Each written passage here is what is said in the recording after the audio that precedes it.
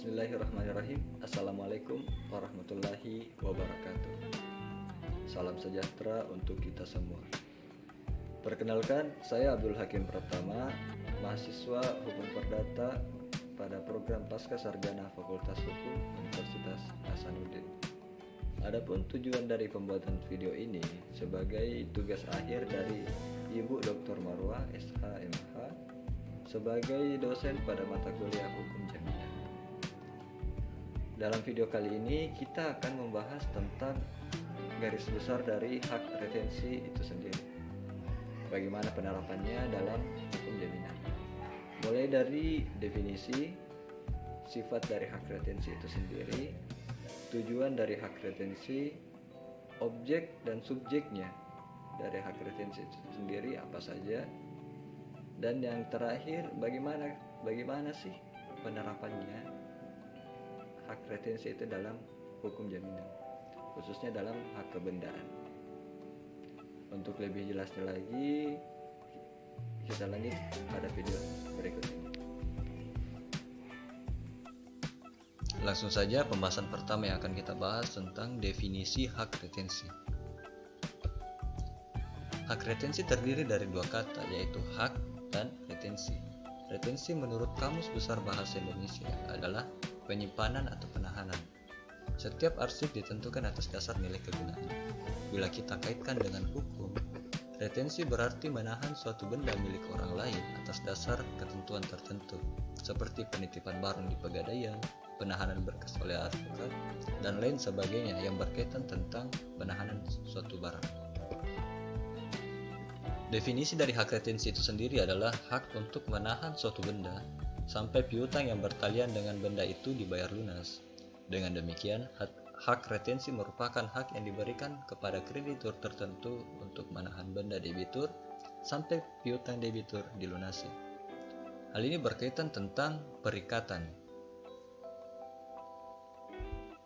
Hak retensi berbeda dengan hak jaminan lainnya, karena hak retensi tidak diperikatan secara khusus, tidak diperjanjikan, dan bukan pula diberikan oleh undang-undang dengan maksud mengambil pelunasan lebih dahulu dari hasil penjualan benda-benda debitur.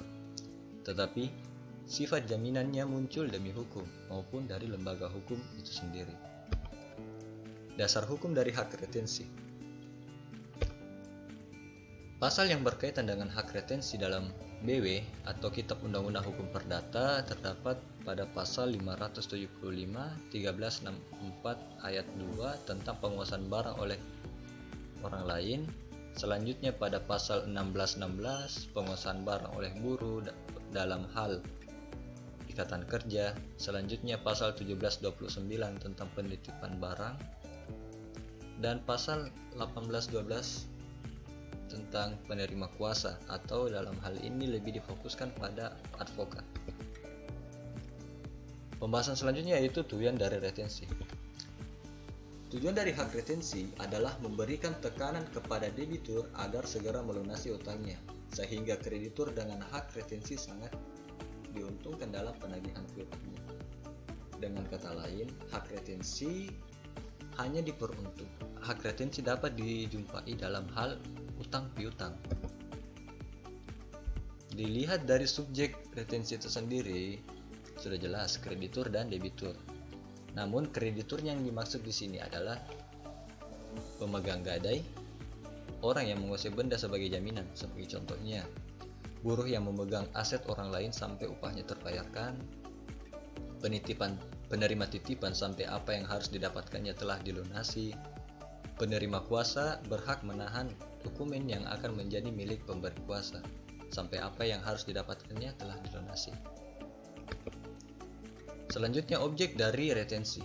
Berdasarkan pasal 1131 Kitab Undang-Undang Hukum Perdata atau BW, segala kebendaan si berutang, baik yang bergerak maupun yang tidak bergerak, baik yang sudah ada maupun yang baru akan ada di kemudian hari, menjadi tanggungan untuk segala perikatan perseorangan. Dengan demikian, yang menjadi objek dari hak retensi itu sendiri adalah seluruh harta benda debitur yang berada atau dalam penguasaan kreditur.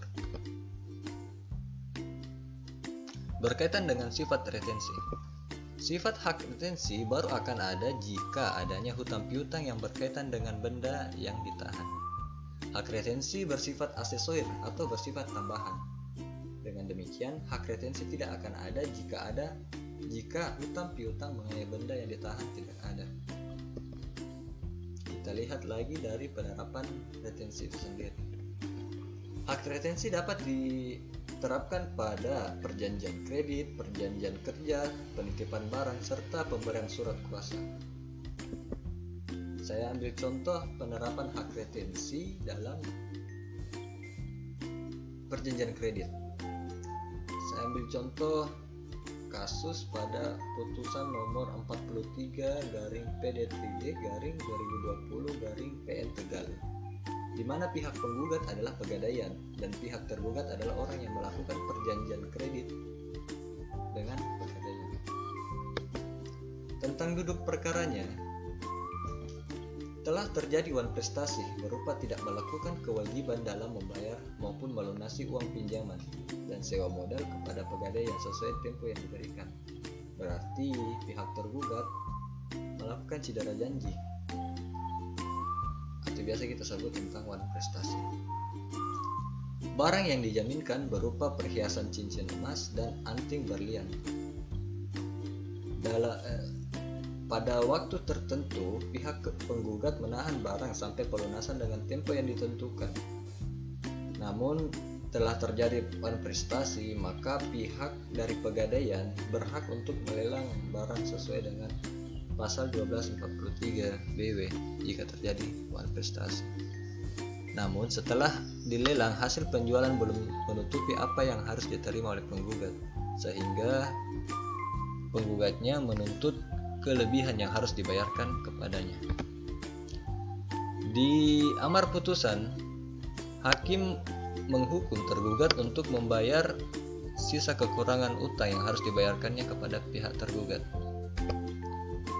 Berdasarkan kasus tersebut, pihak Pegadaian selaku retentor yang menahan barang selama batas waktu yang ditentukan berhak untuk menerima ganti rugi berdasarkan pasal 575 ayat 2 yang menegaskan bahwa berhak menuntut kembali segala biaya yang telah dikeluarkan guna menyelamatkan dan memperbaiki keadaan kebendaan, serta berhak untuk mendapat ganti rugi dan biaya-biaya yang dikeluarkan selama penahanan barang tersebut. Sebagai kesimpulan, hak retensi merupakan hak yang diberikan kepada kreditur tertentu untuk menahan benda sampai piutang debitur dilunasi. Hak retensi tidak akan ada jika hutang piutang mengenai benda yang ditahan tidak ada. Sekian dan terima kasih. Akhir video, saya ucapkan terima kasih telah menyaksikan video pembahasan kali ini. Jika terdapat kekurangan, mohon dimaafkan. Wabillahi taufiq wal hidayah. Wassalamualaikum warahmatullahi wabarakatuh.